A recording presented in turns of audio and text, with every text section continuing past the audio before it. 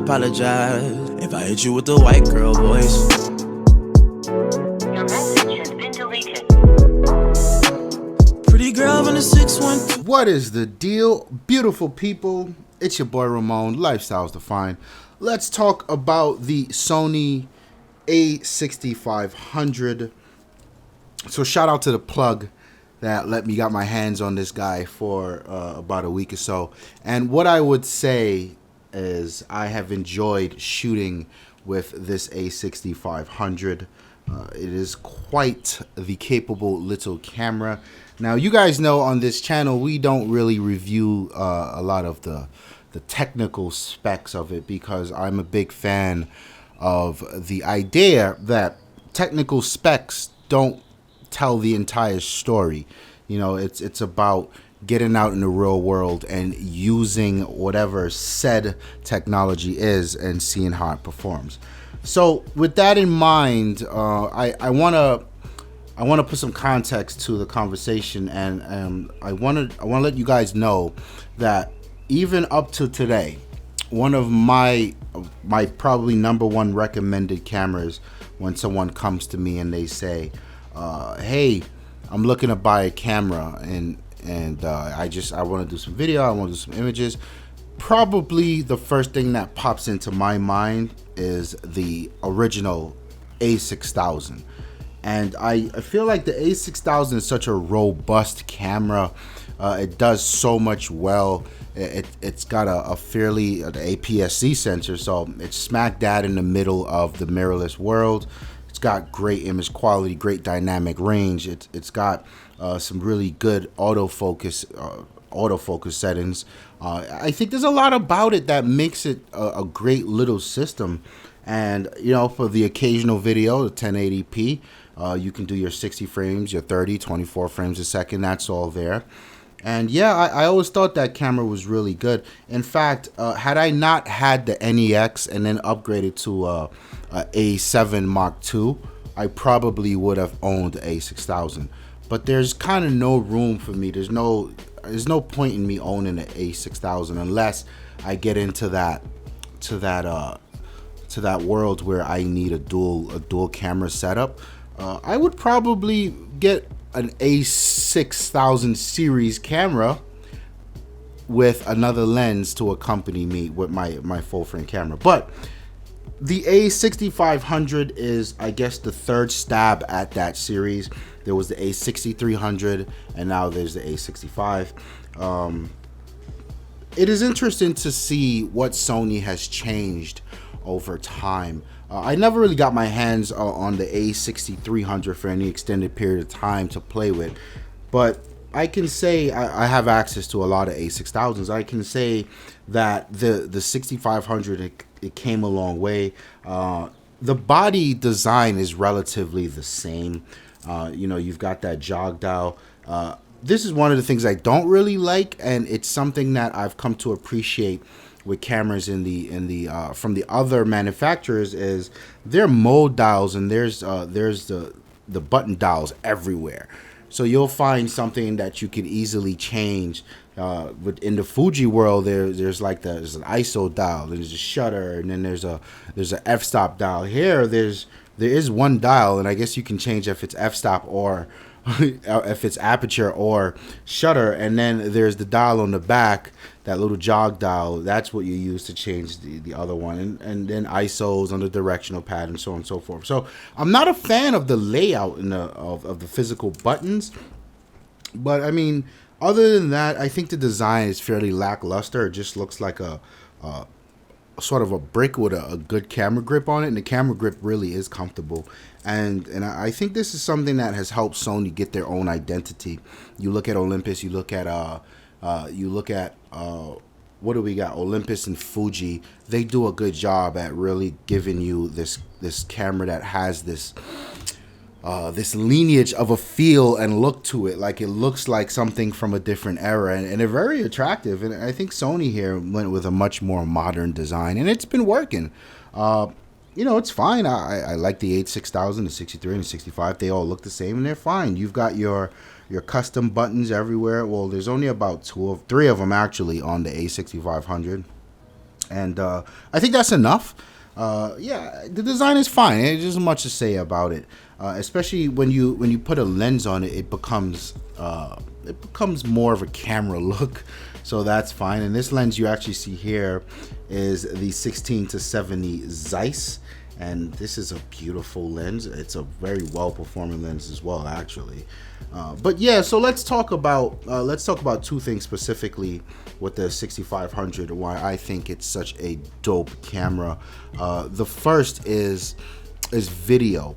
Now, the 6300 was that was Sony's 4K monster right there, and because I say monster, I mean at the price.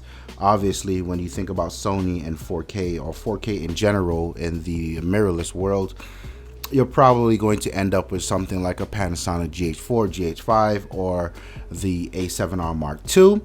But the A6300 came a little before some of those cameras, and it was packing 4K in a very small package, and about $1,000 or $1,200, I guess, was the price then. It wasn't the cheapest thing, but it was still a good bargain for 4K shooting, and the quality was amazing as always. Even my A7 Mark II shot amazing quality 1080p footage, so that was really good to see. The issue with the 6300, however, is that thing overheated, and there are multiple reports all over the place. Even Sony themselves acknowledged that it was a problem. And then in A6500, there's a mode that you can turn on that really doesn't care about the temperature in the camera. It just keeps recording. So I don't know how that works. I haven't seen anyone just sort of screaming that the camera just melted itself down because it didn't shut off. But there's that. It's supposedly it's less overheating. I've seen reports of people saying that it does overheat, but not as much as a 6300. It's much more consistent, a little more reliable, but it still is a problem. This particular one that I'm using has not overheated, and I shot a little bit of video with it. I didn't shoot a ton of video. I didn't put it under heavy load, so I'm not really quite comfortable saying that issue is completely gone. But this guy does produce some amazing video footage, and if you really pair it with some quality glass, my God, the video is amazing coming out of this guy. In terms of photography, this camera was a joy to shoot with. It really made me miss Sony. And let me put some context to that. My A7 is always here. It's always ready. It's a full frame, and I've got some good lenses on that guy. But the difference is I don't walk around with it because it's quite a heavy system. With the A6500, I actually do walk around with that, and it's not much bigger than my preferred street camera, which is my Olympus, my EM10 Mark II.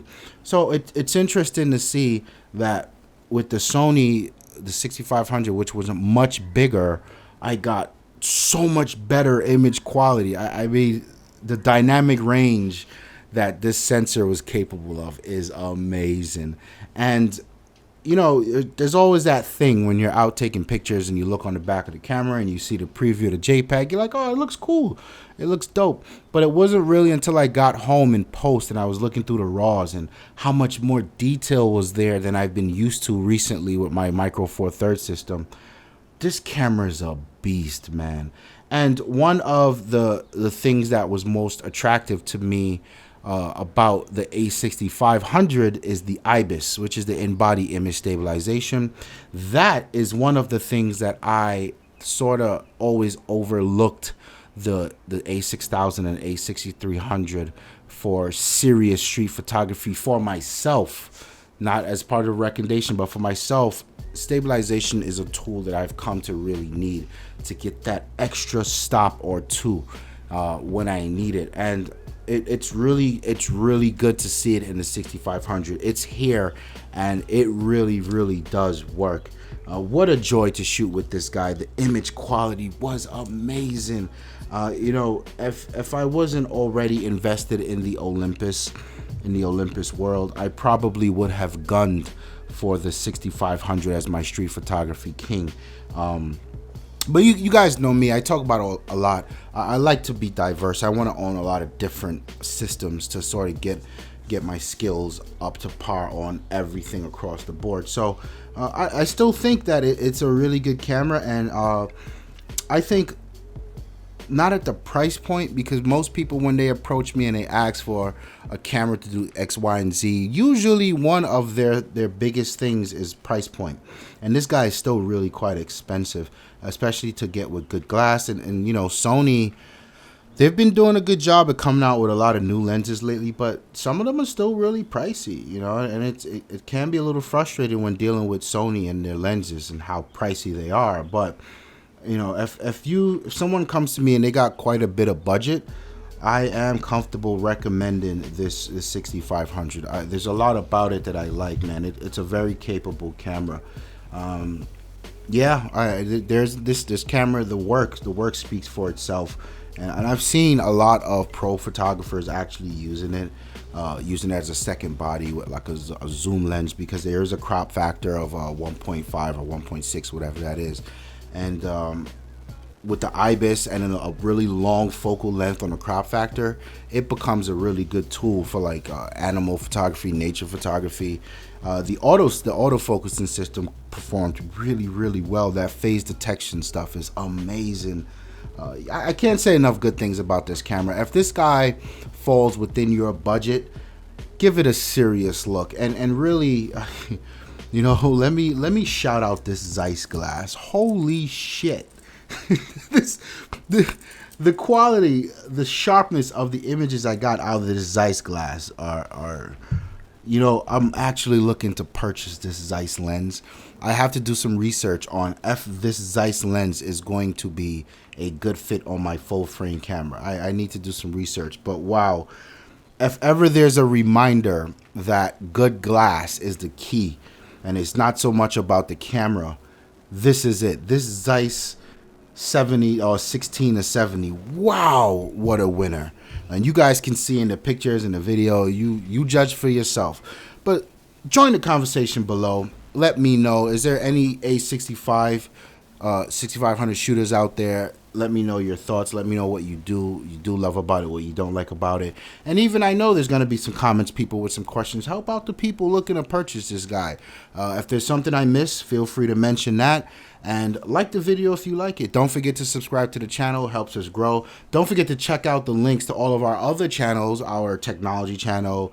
We do some sneaker reviews as well on another channel. We've got the gaming channel. We've also got some accessories, watches, sunglasses, so on and so forth. So thank you so much for the time. My name is Ramon. I'm out of here. Peace. If I had to describe Lifestyles Defined, I would say it is a dream come true to have a platform where we can talk about the things that we love, and we can share with people who also love the things we love the way we love, and just have conversations that matter and go back and forth and grow as a community. It's been a pleasure. It's been a dream, and I just want to thank everyone that's involved for rocking out with us.